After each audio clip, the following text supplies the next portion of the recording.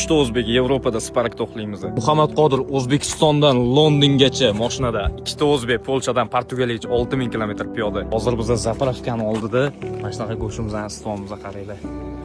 O'zimizning oshpaz, o'zimizning Adlanboy, o'zbeklarimiz hamma joyda birgalikda ko'ryapsizlar.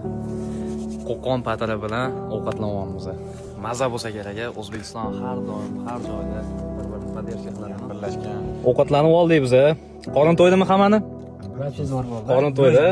Go'sht zo'r ketdi. Biz mana yopib oldik. Hozir biz siqilib qolmaysiz-a? Yo'q, emas. Adlan siqilib qolmaysizmi? Always.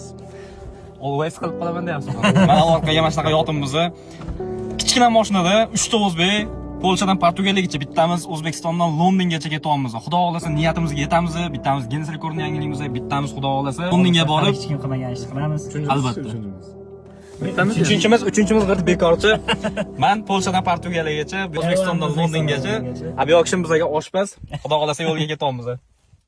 Yetim nima deysiz, bakishim.